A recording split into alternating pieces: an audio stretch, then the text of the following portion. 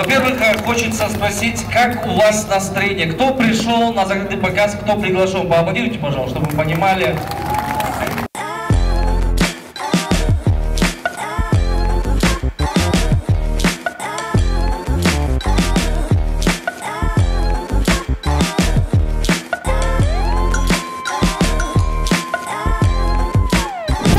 Достар, сіздермен артист Кичи. Бүгін біз Таншан деген кино тасман закрытый кинопоказына келдік. Анда емесі баштайлы.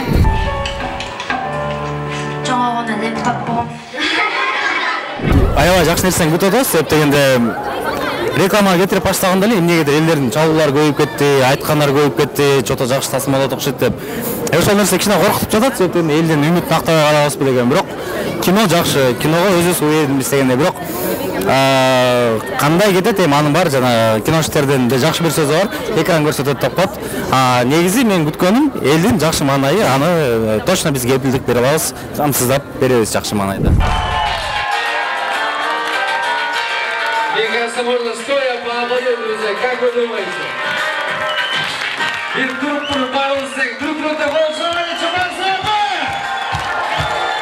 Мен 2 жыл мурда чыккан.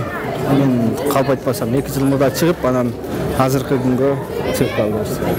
Актер тандоодо Элдос мырза айтып кетти, актер тандоодо кыйналган жокпуз. Анан деги эле сиз тандалган актерлор туура тандалды, 100% өзүнүн ишин туура аткарды деп ойлоп турасызбы? Биз негизи актерлорду идея кезинде эле тандаганбыз да. Анан ошол актерлорго биз жаздык, мына тескерисинчечи. Ошол актерлорго жазган үчүн оңой болду бизге. Өкмөт муну узунап келиш керек.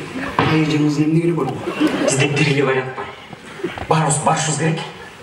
Кызын алып келишибиз керек. Ох, базар жок. Ошондой ашты казарма алып келесиңерби? Кыз келет. Атак эмне кылып атасың? Колуң алтырап кыл. Кыз сага телашын эшкал.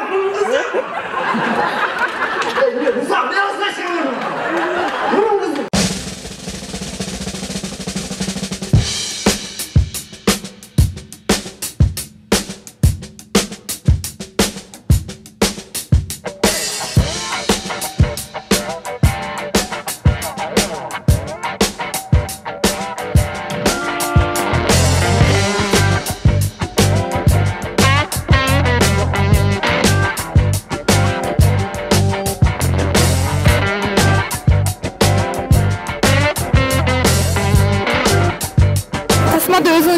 Gördünüz, kандай болот деп ойлойсуз?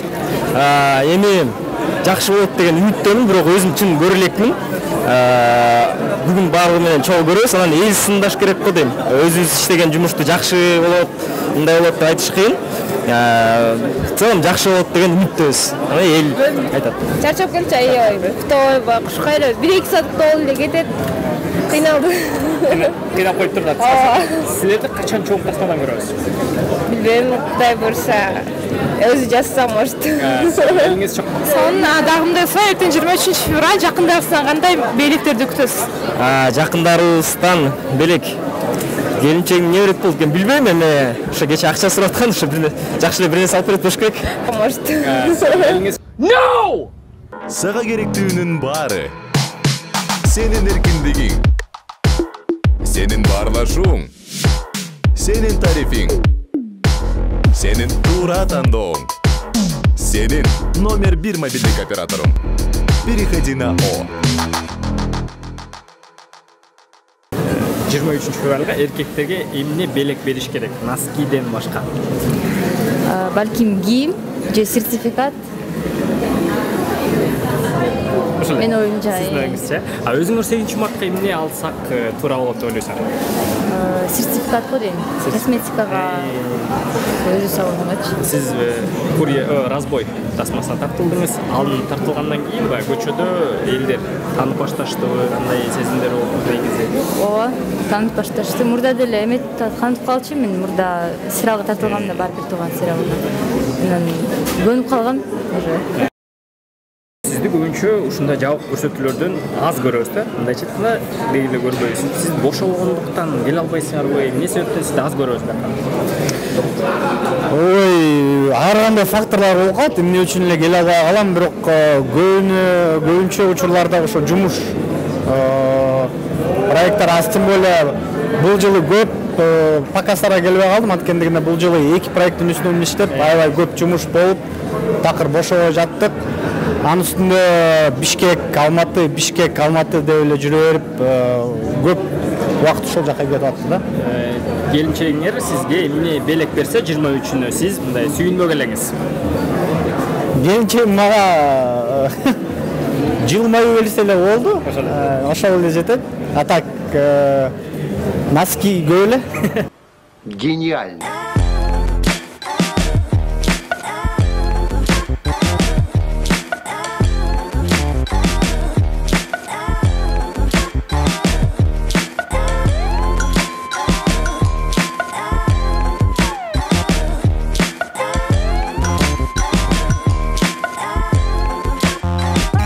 Жылдан бери биринчи жолу өлкөнүн коопсуздугуна эң чоң салым кошкон аскер кызматкерлерине арналган алгачкы тасма тартылып атыптыр. Эгемендүү Кыргызстаныбызга чоң салым болуп, тең бир кол чаап коюңуздар. Аслан Сапарович, бизде проблема. Не проблема? Атабеков биздин партияга кырдабайм дейт. Атабеков кырдабаса ошол да проблема. Башкасын тапкыла эле, бизге Кыргызстанда жок башка. Мисалы, Мирлек. Ошол Атабеков болуп атпайбы? Короче, договоритесь, башында отпай. Өзүм жөнүндө айтыңыз. Сапаров Асан мекенге кызмат кылууга, армияда служить эткенге даяр. Чын билесиң, Не? Что-то про канал. Асан Сапаров сизби? О, ТС канал коңуз. Мен айтып атпайм, эртең менен 5-те бияктан туруп кетебиз. 6-да үрүгүн бараң жаңы күн чыга баштаганда, жарык чыга баштаганда баштайбыз. Түнкү 3-кө чейин тартып аттык. Уже аягында болбой калып аттык. Съемка күнү ошол жакта жатып тартып аттыңыздар? Жатып да калып аттык. Мен биякта жумушум болуп атканда келип аттым түнү. Үй бүлөм бар да, балдарымды сагынам. А так, в общем, 3-4 күн ошол жакта жаттым.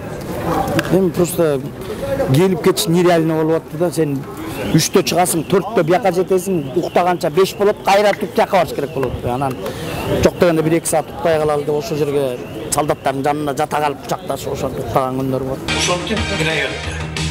Армия мага аттанды. Кыскасы армияда күндөр өтө кызыктуу экен. Эме болду? Жана сен Малияга келип, мага ата болбойсуңбу дегенчи. Балам болбойсуң деген. Ошону кечке ойнодум. Уже таскам чыгып кетти. Ошо эле сложно. Ошо жер сонун болуптур, зал баардыгы күлдү го. Рахмат жок. Ушу киномонтаж бүткөндөн кийин биринчи жолу көрүп атасызбы? Кандай экен, кийип эмоцияң? Мурун өлө монтаж боло элек, до конца монтаж боло элек да, мындай көргөм да. Деп коем, андан кийин анан полный бияктан көрдүм. Сонун аткарыпсыз, рахмат чоң. Сизге да рахмат. Кыйынчылык деле болгон жок, мына алып көргөндөчү. Себеп дегенде армияда тартип катуу экен. Айтылган тапшырмалар бат-баттан аткарылып атты, убагы менен. Анан эң башкысы съемка учурунда команданын ортосунда болгон химия аябай жакшы жардам берди. Бири-бири мындай. Себеп дегенде актерлорубуз дагы, командабыз дагы ошол военный частьтан чыкпай жашап атышты. Ошол жерде жатып, ошол жерде тамактанып жүрүшкөн үчүн бир туугандай болуп калды. Анан бир да жолу урушкан жок, бир да жолу кыйкырышкан жок. Баары тың, баары аккуратно өтүп кетти. Көз тийбесин жакшы тартып алдык. Кантип ойлойсуз, тасмабыз жаштарды армияга барууга үндөйт деп ойлойсузбу? Албетте, мен ал жакта тартып жүрүп өзүм армияга баргым келип кеттим. Тилекке каршы убакыт өтүп кеттир, анан мен аскердик билетим бар болгон үчүн эле барбай калдым да. Болбосо мен бармакмын. Тасмада мы увидим новых героев, персонажей. Новых героев болгондо актерлор жаңылар келгенби бул фильмде? Ооба, 3 жаңы актерлорубуз бар. Алтынбек Кенжакулов деген, Мали дегенди билсеңиздер керек. Мали деген Хайманат менен чыгып жүрөт. Биринчи киносу.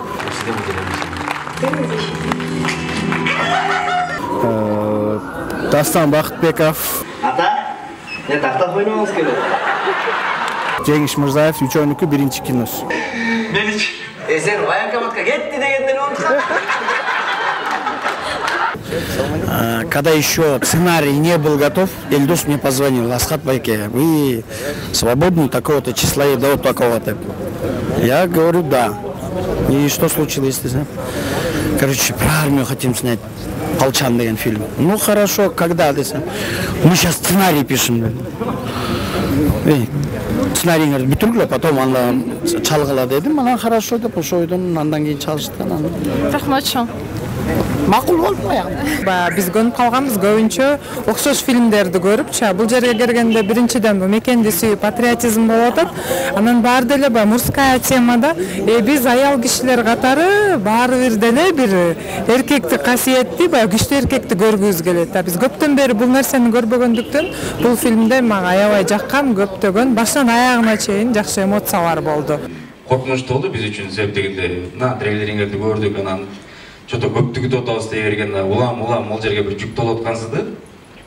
Анан кечинде жатып алып балдар менен сүйлөшүп, мен чын бүгүн колдор титиреп жүрдүм ондайчы. Себеп дегенде айткандай эле, эл күтпөй келгенде жакшы дечим ардайым. Себеп дегенде күтпөй келип, жакшы бир впечатление менен кеткенде өтө сонун болмок. Бирок күтүү болду, ал сезип аттым. Буюрса ошол могул жерде мына түшкөн сөз да азыр силерге чыгат.